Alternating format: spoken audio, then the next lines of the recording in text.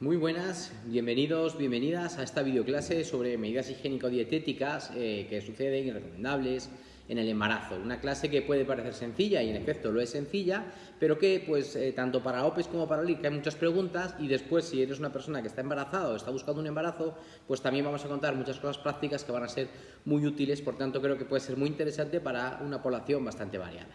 Vamos a hablar un poquito de diversas cosas y vamos a empezar un poquito hablando por temas de alimentación. ¿Cómo un poquito hay que cambiar la alimentación durante el embarazo? Bueno, pues por término general vamos a empezar hablando en primer lugar del incremento calórico.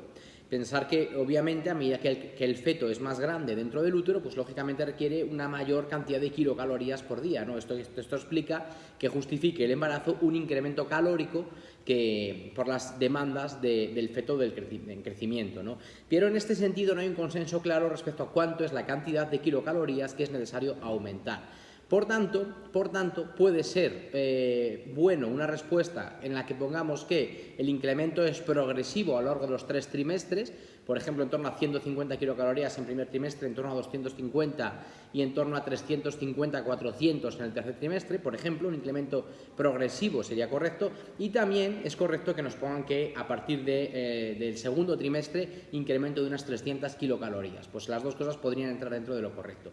Lo más importante, sin duda, es que la dieta debe ser variada, debe ser equilibrada. Esto es muy importante. Se ha demostrado claramente una asociación positiva entre una dieta saludable, una dieta variada durante el periodo preconcepcional y durante el embarazo, y sin duda una mejora en los resultados de embarazo y parto. Y esto está demostrado y esto lo refleja el Ministerio en la Guía de Práctica Clínica. Por tanto, la dieta durante el embarazo, pero no solo eso, sino desde antes de gestación, es fundamental. A nivel nutrientes, tenemos que decir que la principal fuente de energía sin duda siguen siendo los hidratos de carbono, esto no hay ninguna duda, que deben de ocupar entre un 45 y un 65% del total calórico diario, es decir, una cantidad muy grande. Traducido en gramos serían unos 165 gramos por día. Sin duda deben de ser hidratos digamos complejos, de absorción lenta, no hidratos de absorción rápida, ¿no? Entonces la gran cantidad de estos 165 gramos de hidratos de carbono diarios debería de venir de absorción lenta, por tanto, hidratos de carbono complejos, ¿no? Por otro lado, tenemos que hablar de las proteínas, cuyas necesidades están ligeramente aumentadas. Se suele recomendar ingerir en torno entre 15 y 25 gramos por día de proteínas, lo cual es normal porque obviamente el crecimiento del feto demanda unas proteínas para poder crecer, y de ahí vienen un poquito estos cambios, ¿no? Estas modificaciones. Y finalmente podemos hablar de los lípidos, que los lípidos constituyen en torno a un 30-35% de las kilocalorías diarias. Importante también como recomendaciones nutricionales que se deben evitar los pescados de gran tamaño, pescados como por ejemplo pescados que tengan un tamaño importante porque realmente viven más tiempo, son depredadores, y esto implica que en el mar acumulan más mercurio y ese mercurio podría resultar tóxico durante el embarazo. Por tanto, este matiz es importante. Y importante también el matiz de que se recomienda consumo de sal yodada durante el embarazo, porque ahora vamos a hablar un poquito, pero es una medida con la que prevenimos, por ejemplo, hipotiroidismos gestacionales, simplemente suplementando con sal yodada, usando sal yodada en las comidas, ¿no? Una recomendación muy fácil de hacer y muy interesante de cara al embarazo. Después, por lo demás, insisto, lo más importante durante el embarazo es que la dieta sea variada, que es una dieta equilibrada, que es una dieta con fuentes de verduras, de proteínas de origen vegetal o pescados, una dieta con mucha fruta. Bueno, esto es lógico y normal, es la fuente principal. Y teniendo en cuenta que el embarazo es un estado sano, pero dentro de eso hay unas recomendaciones un poquito especiales para prevenir el contagio de dos enfermedades durante el embarazo que podrían ser problemáticas de cara al feto, ¿no? Estamos hablando de la toxoplasmosis y la listeriosis. Respecto a la toxoplasmosis, la forma de evitar contagiarse de toxoplasmosis durante el embarazo consiste, por ejemplo, en evitar comer carne que esté poco cocinada. Una opción puede ser congelarla a 20 grados durante 24 horas o 3 días a 18 grados centígrados. En este caso sí que después podríamos comerla aunque esté poco cocinada, porque ya habríamos eliminado el toxoplasma, ¿no? Durante el embarazo en general la carne cruda tiene riesgo de contagio, y también las heces de los gatos que se acaben de infectar hace poquito se consideran fuentes de transmisión para el toxoplasma. Por tanto, tenemos que minimizar un poquito esta opción de contagio. También es importante durante el embarazo tener en cuenta las recomendaciones para la prevención de la listeriosis, ¿no? Tener en cuenta que la mayoría de los casos de infección por listeria están causados por la ingestión de comida contaminada, por ejemplo, por patés, por ejemplo, por quesos blancos, quesos frescos de leche que esté sin pasteurizar, alimentos listos para comer como por ejemplo las salchichas, las carnes frías, alimentos sobrantes que pueden provocar un contagio de listeriosis. Por lo tanto, es importante tener en cuenta estas recomendaciones porque la listeriosis sí que puede provocar graves daños a nivel fetal. Importante esta recomendación. Tenemos que hablar también un poquito de la suplementación durante el embarazo y en este sentido tenemos que empezar por el ácido fólico. El ácido fólico debe ser suplementado desde antes de quedarse embarazada. Lo ideal es de 1 o 2 meses antes de la gestación, pero como normalmente no es fácil saber cuando una persona se puede quedar embarazada exactamente, lo ideal es empezar a suplementarlo desde deseo de gestación.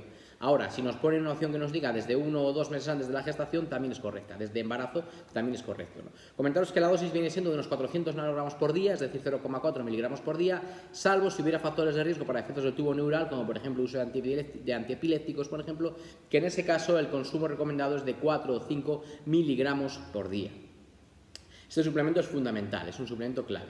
El segundo suplemento del que os hablaría sería el yodo, y en este sentido os hablé antes de que es muy importante ingesta de sal yodada. Esto es fundamental para prevenir el hipotiroidismo gestacional y es muy fácil de hacer este pequeño cambio, ingesta de sal yodada, y en ocasiones también el yodo se suplementa durante el embarazo con 200 nanogramos por día de yodo. Esto es bastante común, prácticamente una práctica totalmente universal y extendida, ¿no? Sin embargo, la diferencia es que este suplemento de yodo se hace ya cuando la mujer está embarazada porque no hay estudios que hayan medido el impacto de los suplementos de yodo antes del embarazo. Por tanto, igual que el ácido fólico sí que tiene grandes beneficios desde antes de embarazo, el yodo no los tiene, se puede suplementar cuando la mujer se queda embarazada, teniendo en cuenta la importancia de introducir la sal yodada en la alimentación. Finalmente, el tercer suplemento del que os hablaría serían los suplementos de hierro, unos 300 miligramos por día, pero este solo sería si los criterios analíticos lo indican. Estaríamos hablando de casos de una hemoglobina inferior a 11 o un hematocrito inferior a 33. Y en estos casos sí que podría ser recomendable suplementar con hierro. Esto normalmente suele suceder en el tercer trimestre en los casos en los que fuera necesario o cuando haya anemias o patologías que justifiquen esta carencia de hierro, ¿no? Se debe evitar tomarlo junto con leche, junto con café o con té. ¿Por qué? Porque tiene su absorción y por el contrario, por ejemplo, la vitamina C favorece la absorción del hierro, ¿no? Y por último, comentaros que no se sugiere, o más bien la recomendación sería no suplementar a mujeres con complejos multivitamínicos, ojo, esto es importante, durante la gestación, y esto lo pone el Ministerio bien claro en la guía de práctica clínica. Los complejos multivitamínicos no están recomendados. Y además de eso nos dice el Ministerio que se sugiere informar a las embarazadas que deben evitar la ingesta de suplementos con vitamina A en dosis superiores a 2.500 unidades internacionales o 750 nanogramos. ¿Por qué? Porque ese exceso de vitamina A podría ser teratogénico. Por tanto, dato importante que nos tiene que sonar. Ya terminando, hablamos un poquito de las vacunas. En la vacuna durante el embarazo hay 3 vacunas que están absolutamente indicadas. Sería la vacuna de la gripe, que estaría indicado ponerlo siempre que el embarazo vaya a suceder en época estacional de la gripe, y luego la vacuna de tétanos y tosferina. Las pongo separadas, pero realmente serían las dos la misma, porque van en el mismo lote, ¿no? La tosferina, lo ideal es ponerla entre la semana 37 y 36 de gestación, aunque lo ideal de la tosferina es ponerla entre la semana 30 y 34. En este caso, daros cuenta que la tosferina realmente, la vacuna de la tosferina podríamos considerarla como la primera vacuna para el niño, pero prenatal. ¿Por qué? Porque el objetivo de poner la vacuna de la tosferina a la madre es que ella crea anticuerpos que le pasen al recién nacido y lo protejan los primeros meses de vida hasta que se le pone la primera dosis de tosferina a los 2 meses y le dura unas 3-4 semanas en crear inmunidad y crear anticuerpos. Por tanto, el objetivo de esta vacunación de la tosferina a la embarazada es que ella crea anticuerpos para que le pasen a su recién nacido intraútero y tenga protección hasta que tenga él ya anticuerpos contra la tosferina producidos por él mismo, ¿no?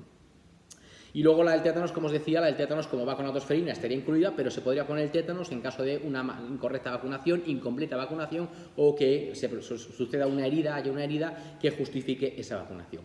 ¿Cuáles están contraindicadas? Pues las de virus vivos, claro, porque el embarazo realmente tenemos un inmunodeprimido que es el feto dentro, por tanto puede provocar graves riesgos. Sin duda, la triple vírica es la más contraindicada, la más claramente contraindicada, la del virus, la de la varicela, por ejemplo, la BCG, VHP, bueno, pues todas están contraindicadas, ¿no? Y luego ya el resto sería poner en recomendaciones especiales. Por ejemplo, si hubiera una exposición o un accidente, por ejemplo, que lo justificara, pues se podría poner una hepatitis A, una vacuna de hepatitis B, una meningocócica, una neumocócica, por ejemplo, ejemplo. Todas estas vacunas se podrían poner si existe justificación como para ponerlas. Si no, no se pondrían. Solo serían vacunas en situaciones especiales. Por tanto, quedaros como gripe y tétano-citosferina como vacunas absolutamente indicadas durante el embarazo. Ya para terminar, esto es muy fácil, es importante la higiene adecuada, los cuidados de la boca son fundamentales durante el embarazo, evitar todos los hábitos tóxicos, esto es fundamental y la población no está plenamente concienciada de la importancia que esto tiene. Es muy importante evitar el alcohol durante el embarazo, produce malnutrición y en algunos casos síndrome alcohólico fetal, que es esta foto que os pongo aquí arriba, ¿no? Que esas son las características craneofaciales, el fenotipo típico del recién nacido con síndrome alcohólico fetal, que es impactante verlo. El tabaco, que causa graves problemas durante el embarazo, por ejemplo, problemas de CIR, de parto prematuro, de abortos y de muerte súbita posteriormente del recién nacido. La influencia del tabaco durante el embarazo está minimizada, realmente provoca un grave daño al feto y posteriormente al recién nacido, y todas las campañas que se hagan para eliminarlo pues son importantísimas, ¿no? Este año ha habido una campaña para concienciar de la importancia del tabaco durante el embarazo, la cual aplaudo porque realmente tiene una influencia minusvalorada y es muy importante concienciarse de eso, ¿no? Y luego pues evitar todas las drogas. Lógicamente la cocaína provoca CIR, provoca desprendimientos de placenta, la marihuana provoca crecimientos intrauterinos retardados también, aumenta el riesgo de parto prematuro y, ojo, evitar también el estrés, que es bastante tóxico, bastante dañino durante el embarazo. Bueno, y con esto termino un poquito este tema, espero que os haya servido.